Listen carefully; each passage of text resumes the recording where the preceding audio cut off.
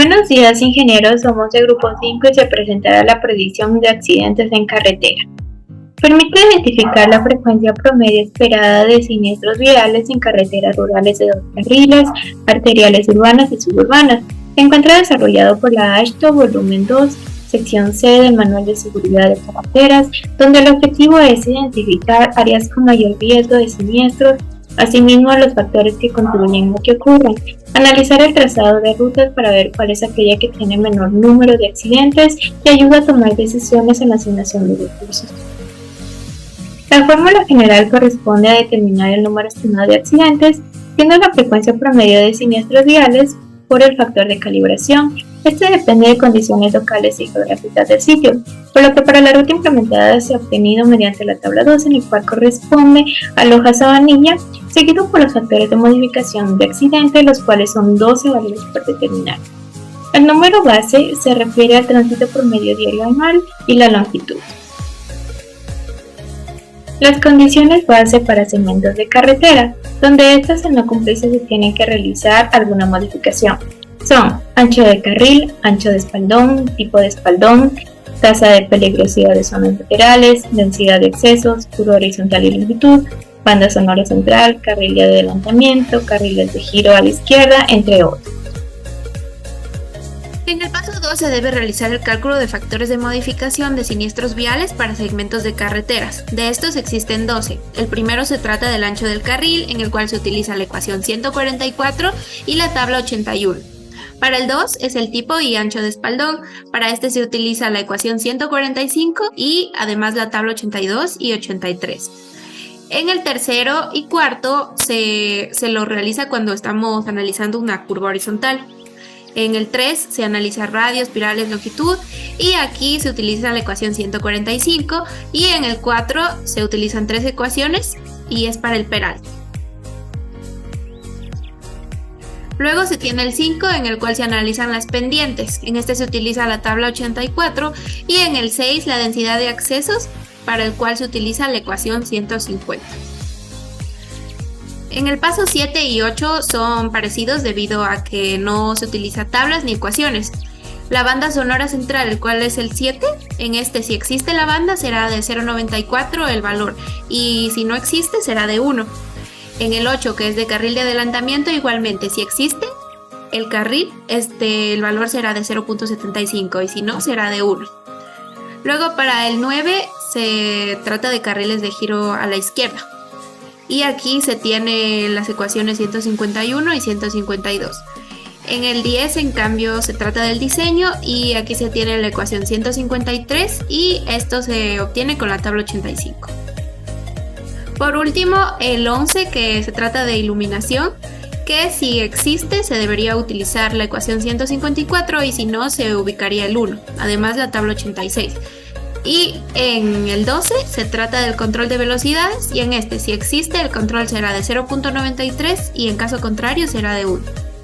Por último se tiene el paso 3, el cual se trata de determinar el número previsto de siniestros en el segmento. En este se utiliza la fórmula inicial o general que se puede decir, que es la 138 y en este se utilizan todos los datos que anteriormente se han obtenido. Para realizar los cálculos primeramente necesitamos los datos. Para ello, utilizando el software Civil 3D en el cual realizamos nuestra vía, obtendremos las longitudes de cada uno de los elementos. Esto utilizando nuestro alineamiento horizontal, como podemos ver aquí en la izquierda. Para ello nos iremos al mismo y con sus características geométricas obtendremos la tabla que vemos aquí a la derecha, en la cual podemos ver el tipo, si es entre tangencia o si es curva, la longitud de cada uno de los elementos y la estación en la que empieza cada uno de ellos, además del radio de cada una de las curvas dentro de estas. Posteriormente, con la ayuda del alineamiento vertical se obtendrán las pendientes. Para esto se necesitará tener creado un perfil, como lo podemos ver aquí en la izquierda. Luego, igualmente que en el otro, en las propiedades geométricas del mismo, podremos obtener la siguiente tabla, en la cual tenemos igualmente la estación de inicio y la estación de final, además de las pendientes de cada uno de ellos. Con estos datos podemos relacionar ambos alineamientos y así obtener los datos que buscamos. Luego pasaremos estos datos a Excel para proceder a hacer los cálculos, como podemos ver en la tabla de aquí a la izquierda, en la cual podemos ver que la izquierda es diseño vertical y la derecha es diseño horizontal. En diseño vertical lo que nos interesa es el porcentaje de pendiente y la estación en la que inicia. En cambio en la derecha necesitaríamos el tipo de elemento, la longitud del mismo y dónde empieza igualmente la estación para poder relacionar ambos datos. Como podemos ver, aquí tenemos un total de 4 entretangencias y 4 curvas, de los cuales tenemos la pendiente y la longitud de cada uno de ellos. Estos elementos son los mismos que tenemos aquí en la derecha. Les voy a mostrar el proceso de cálculo en Excel de la probabilidad de siniestros. Para ello hemos dividido nuestro alineamiento en tramos y hemos escogido 2 tramos a fin de ejemplificar, uno en recta y uno en curva. En el de recta tiene su carril de ascenso y en curva tiene las características de la curva como radio, longitud y peralte de la misma. El primer paso es encontrar la frecuencia promedia prevista de siniestros viales, la cual se relaciona con el tránsito promedio diario anual y la longitud del tramo. En recta tenemos 2.85 siniestros por año y en curva 4.43 siniestros por año. Como segundo punto, los factores de modificación de siniestros viales.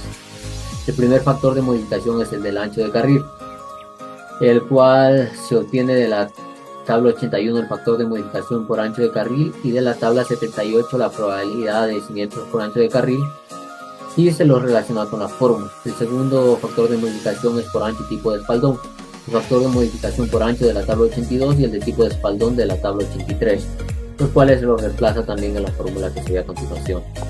El siguiente factor de modificación es por curva horizontal. En recta con una curva es 1 y en curva pues se hace con la fórmula que está en pantalla, la cual involucra la longitud de la curva, el radio y la espiral. En caso de que existieran espirales pues es 1 y en caso de que no 0.5. El siguiente factor de modificación es por peralte, en este caso en recta y en curva es igual. En recta porque no hay peralte y en curva porque en este caso la transición del peralte es menor a 0.001. El quinto factor es por pendiente, en este caso como son pendientes similares es 1.16 y esto se lo obtiene en la tabla 84. El sexto factor es por densidad de acceso. Este factor se lo calcula siempre y cuando los accesos sean mayores a 5 y pues involucra la densidad de accesos y el tránsito promedio diario anual. En este caso es de 0.061. El siguiente factor es por banda sonora, que es de 1 porque no tenemos y en caso de que tuviéramos sería 0.94. El siguiente factor es por carril de adelantamiento, que en recta es de 0.75 y en curva es de 1. En recta es de 0.75 ya que en caso de que haya carril de adelantamiento, carril de acceso sería 0.75. Y en caso de que haya adelantamiento por el espaldón o la vía en tramos se haga de más carriles sería de 0.75. El noveno factor es de giro a la izquierda, que en este caso sería 1 porque no tenemos, y esto se lo obtiene de la tabla 86. El siguiente factor de zonas laterales sería 1.003 y se lo obtiene con la fórmula que vemos a continuación, la cual involucra la tasa de peligrosidad de zonas laterales.